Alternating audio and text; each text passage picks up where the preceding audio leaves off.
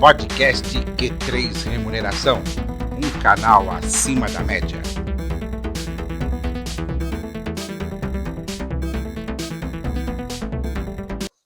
Voltamos com o programa Podcast Q3 Remuneração, um canal acima da média. Lembrando que os nossos programas têm um oferecimento da SoftTrade Tecnologia para Recursos Humanos, a experiência em RH que a sua empresa precisa. Bom, Crispim, qual é a importância da remuneração para que o colaborador ele perceba que ele seja tangível, ou seja, a evidência e a existência do RH na empresa que ele trabalha? Esse é um objetivo importante, né? A gente invariavelmente ouve dos colaboradores, pô, aqui não tem RH, poxa, não tem uma política de remuneração, eu não enxergo a minha trajetória de carreira, não sei para onde, quando eu começo na empresa e até onde eu posso chegar. Enfim, então, a área de remuneração é importante em dar para o colaborador essa evidência da existência do RH, não só pelo salário que é pago, mas também porque ele constrói, né, planos de carreira, trilhas de carreira, seja de carreira de especialização, seja de carreira de generalização, seja uma possibilidade de um job rotation, ou seja, o sujeito não está adaptado a uma área, não se perde os investimentos em recrutamento e seleção, nem em treinamento e desenvolvimento, não é?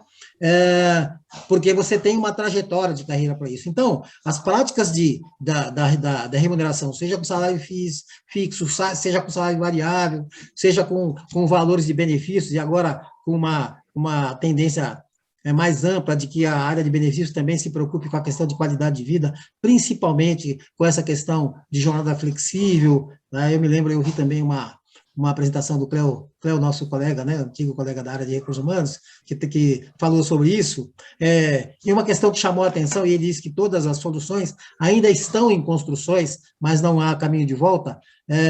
Por exemplo, um exemplo de um profissional que é diretor de uma multinacional, que tem atividades aqui e tem o reporte dele na Ásia, por exemplo. Como é que funciona o fuso horário para as reuniões dele? Tudo isso vai ser trabalhado, né? Então, a questão RH, em conjunto com outras atividades da área de recursos humanos, por isso que eu sempre afirmo isso, ajudam quando você cria uma regra, quando você cria um plano de carreira, quando isso pode ser anunciado para o colaborador no seu início, no seu ingresso na empresa, contribui para dizer, olha, aqui nessa empresa dá evidência de que existe o RH.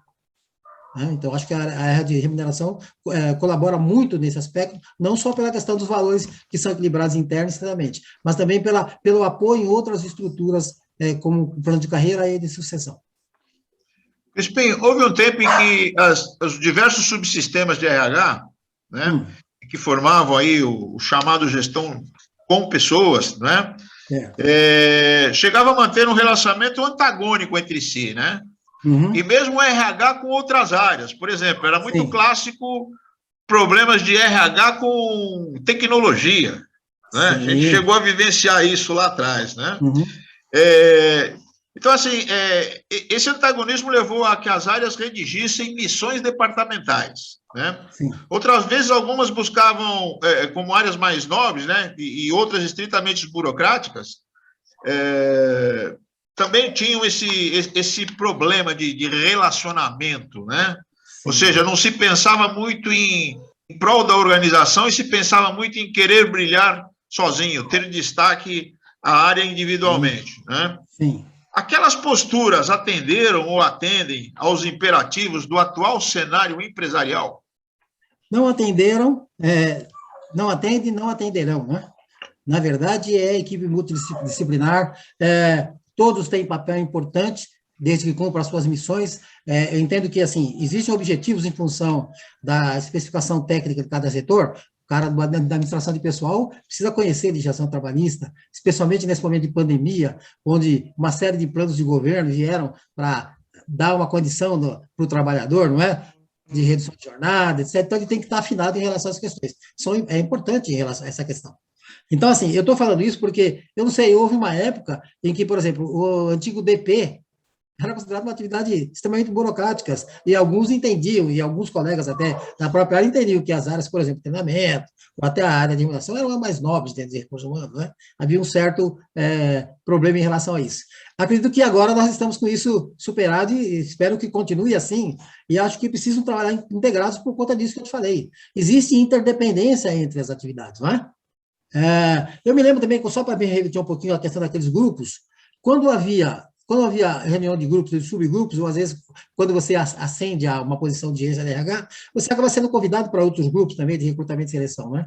E quando aparece alguma ação, alguma atitude, algum projeto dentro da remuneração que vai colidir com alguns objetivos de uma outra área de recrutamento e seleção, isso é discutido para saber se vale a pena ou não fazê-los, não é? Então, o objetivo é maior, a missão de recursos humanos é maior que a missão de cada departamento. E isso, como você disse, não acontece só na área de recursos humanos. Aliás, isso acontece de área para área, o que também não deveria acontecer. A maior missão, a missão que define quais os nossos papéis, quais os nossos objetivos, é a missão da companhia, é a missão corporativa, na minha opinião. Muito bem, Crispim, como nós começamos a falar agora para poder terminar a nossa entrevista de hoje, nós falamos desde o começo a respeito das várias vagas que têm surgido na área de recursos humanos, né? Qual é o conselho que você pode dar para quem tem interesse em iniciar na área de remuneração, já que ela está bastante aquecida? Eu penso em dois princípios, né? A gente tem observado que, assim, aquele conhecimento que nós, da geração passada, não é? Pudemos aprender algumas metodologias, alguns sistemas.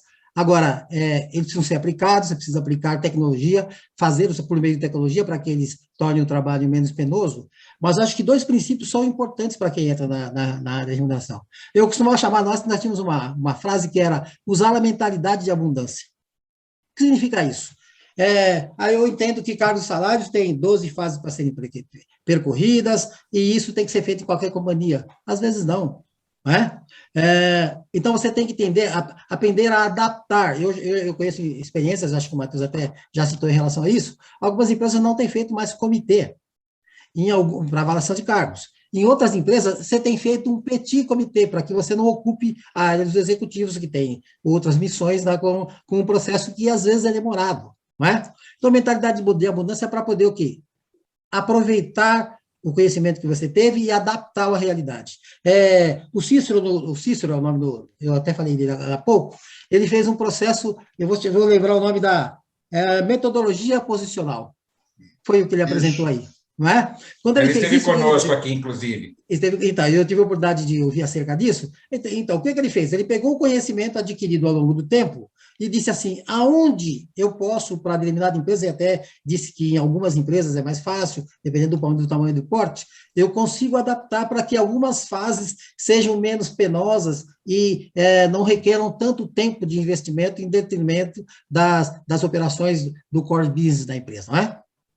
Então, o que eu entendo que isso aqui é mentalidade de abundância, é você pegar o conhecimento e dizer assim, de que forma eu posso aplicar isso, de que forma eu posso ajustar isso, para que o resultado final seja alcançado e impacte positivamente no resultado e na performance organizacional. Então, eu acho que mentalidade de abundância é importante, né?